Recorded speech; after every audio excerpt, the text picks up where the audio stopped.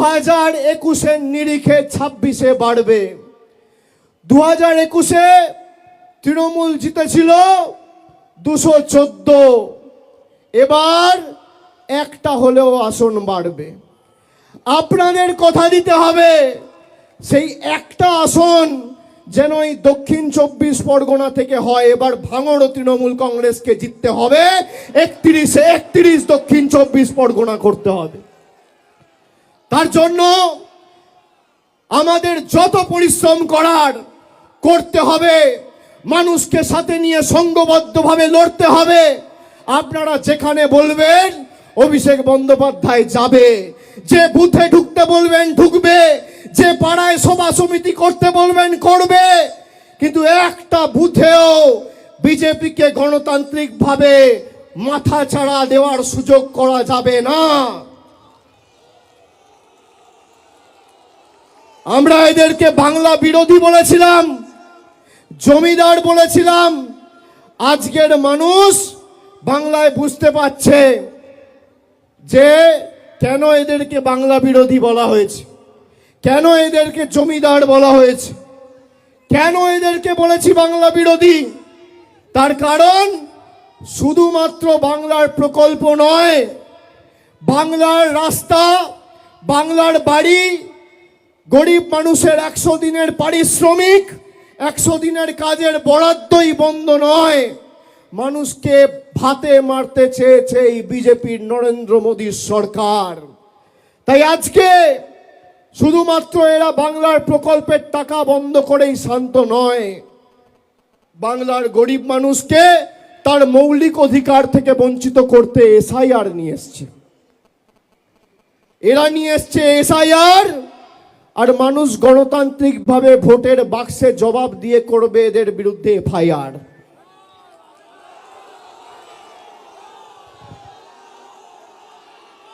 বিশুদ্ধ লোহা দেখেছেন, সেই লোহাতে যত আপনি মারবেন, যত আঘাত করবেন, লোহার উপর যত প্রহার করবেন, যত পোড়াবেন, যত তাতাবেন, সেই লোহা তত শক্তিশালী হয়। তৃণমূল কংগ্রেস দলটা বিশুদ্ধ লোহার মতো, যত আপনি অত্যাচার করবেন আর যত আপনি আঘাত করবেন, তৃণমূল কংগ্রেসের কর্মীদের মনোবল তত চাঙ্গা হবে আর দল তত শক্তিশালী হবে। আমি তো প্রায় 2 মাস আগে বলেছি যে এসআইআর করার পরেও আপনার যত শক্তি আছে আপনি প্রয়োগ করুন, তৃণমূল কংগ্রেসের আসন সংখ্যা বাড়বে। বলেছি কিনা? বিজেপির নেতাদের ক্ষমতা থাকলে চ্যালেঞ্জ অ্যাকসেপ্ট করুক, কেউ মানা করেনি। তাহলে বিজেপির নেতা কর্মীরা এত ভয় পাচ্ছে কেন? এত ভয় কিসের? 2 দিন আগে দেশের স্বরাষ্ট্রমন্ত্রী এসে এখানে বলেছে আমরা সোনার বাংলা করব। তাহলে পাশে ত্রিপুরা, সোনার ত্রিপুরা হচ্ছে না কেন? সোনার আসাম হচ্ছে না কেন? সোনার বিহার হচ্ছে না কেন? মধ্যপ্রদেশে জল খেতে গিয়ে 11 জনের মৃত্যু।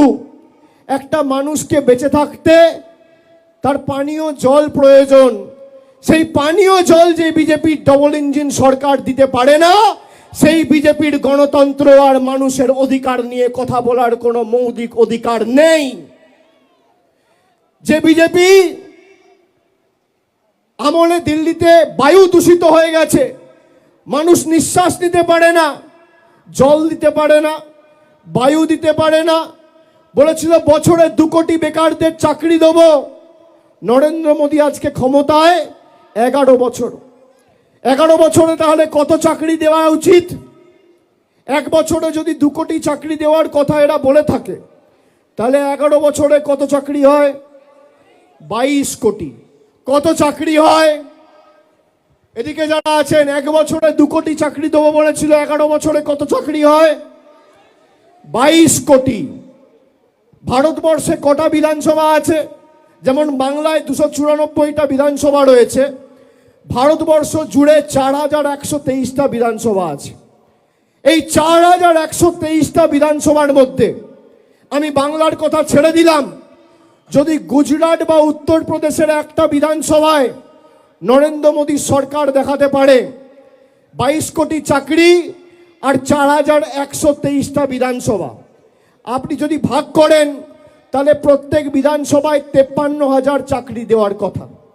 নরেন্দ্র মোদী সরকার যদি প্রমাণ করে একটা বিধানসভায় 50,000 ছেড়ে দিলাম, 5,000 চাকরি দিয়েছে, আমি রাজনীতির আঙিনায় পা রাখবো না, আজ থেকে রাজনীতি ছেড়ে দেবো, এত বড় কথা বলে দিয়ে গেলাম। দেখাতে পারবেন? মিথ্যে কথা, মিথ্যে প্রতিশ্রুতি, মিথ্যে জুমলা, আমাদের অপমানিত করা, আমাদের কৃষ্টি সংস্কৃতিকে বাংলাদেশি বলে দাগিয়ে দেওয়া, এরপর বিজেপির কাছে আমাদের গণতন্ত্রের উবাচ নিতে হবে। আপনারা দেখেছেন গত মাসে ব্রিগেড প্যারেড গ্রাউন্ডে গীতা পাঠ অনুষ্ঠান বিজেপির বাবুরা অর্গানাইজ করেছিল। গীতা পাঠ অনুষ্ঠান, লক্ষ্য কণ্ঠে গীতা পাঠ, গীতার একটা শ্লোক এরা বলতে পারবে না। সেখানে একটা গরিব যুবক দিন আনে দিন খায়, সে চিকেন প্যাটিস বিক্রি করছে বলে তাকে ধরে মারা হয়েছে। কেউ লাথি মারছে, কেউ হাতে মারছে, কেউ ডান্ডা দিয়ে মারছে, উদম পেটানো হয়েছে। কোথায় পেটানো হয়েছে? গীতা পাঠ অনুষ্ঠানে। তারপর পুলিশ যখন অভিযুক্তদের গ্রেপ্তার করেছে, এই বিজেপির নেতারা সেই অভিযুক্তগুলোকে যারা বেল পেয়ে জেল থেকে বেরিয়েছে তাদের মালা পরিয়ে বরণ করেছে। এই হচ্ছে বিজেপির হিন্দুত্ব। যারা গীতার অনুষ্ঠানে একটা যুবকের উপর চিকেন প্যাটিস বিক্রি করে বলে হামলা চালিয়েছে, তাদের কাছে বাংলার কোনো মানুষকে হিন্দুত্ব শিখতে হবে না। তার কারণ আপনি যদি সত্যি গীতা পড়ে থাকেন, গীতার 5ম অধ্যায় 18 নম্বর শ্লোক শ্রীকৃষ্ণ স্বয়ং বলছে, বিদ্যা বিনয় সম্পন্নে ব্রাহ্মণে গবি হস্তিনী সুনিচৈবা স্বপাকে চা পণ্ডিতঃ সমদর্শিনঃ। তার মানে একটা কুকুরের মধ্যেও আমি ভগবান শ্রীকৃষ্ণ বিরাজমান, একটা গরুর মধ্যেও আমি বিরাজমান, একটা পিঁপড়ের মধ্যেও আমি বিরাজমান, আর মানুষের মধ্যেও আমি বিরাজমান। সে গীতা পাঠের অনুষ্ঠানে একজন যুবককে চিকেন প্যাটিস বিক্রি করে বলে মারছে, এর জবাব বাংলা দেবে না?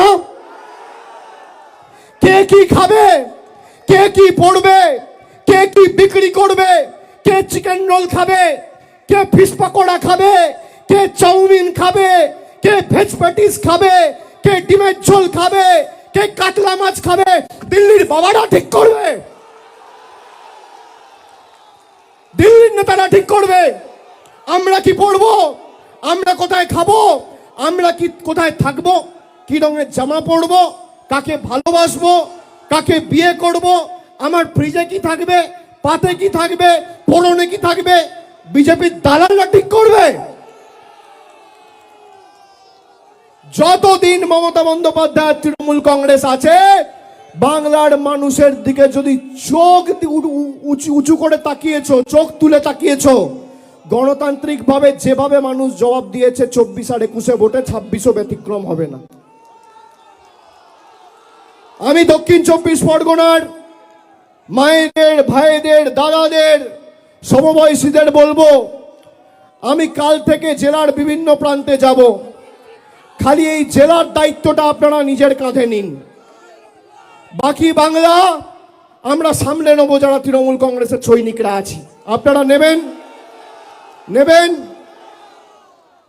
এই যে আজকে র্যাম্প হয়েছে, সবার খুব কৌতূহল, কেন র্যাম্প হয়েছে, কেন র্যাম্প হয়েছে, সংবাদ মাধ্যমের খুব কৌতূহল, যারা এসছেন আপনাদের কৌতূহল, সোশ্যাল মিডিয়ায় অনেকের কৌতূহল। কৌতূহল আছে তো, যে হঠাৎ করে এত বড় র্যাম্প কেন, কে হাঁটবে, কে হাঁটবে, কৌতূহল ছিল, কৌতূহল আছে। এই র্যাম্পে আজকে আমি 3 জন ভূতকে হাঁটাবো, 3টে ভূত আপনারা দেখবেন। 3 জনকে নিয়ে আসুন, আমি কেন র্যাম্প করিয়েছি আপনাদের দেখানোর জন্য। আগে দেখুন,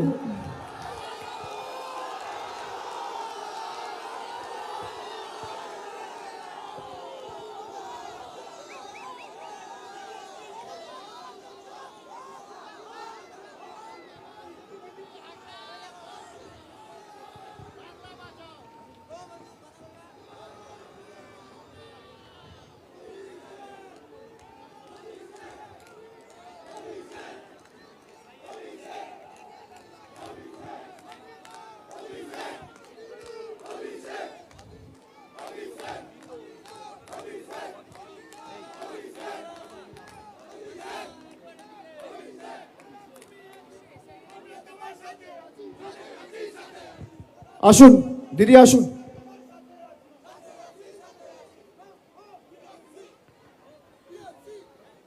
এখানে দুজন ভদ্রলোক আছে, একজন ভদ্রমহিলা আছে, সবাই দেখতে পাচ্ছেন? দাদা এদিকে একটু দেখান, দেখতে পাচ্ছেন? দেখতে পাচ্ছেন সবাই? আপনার নাম কি বলুন? মনিরুল ইসলাম মোল্লা।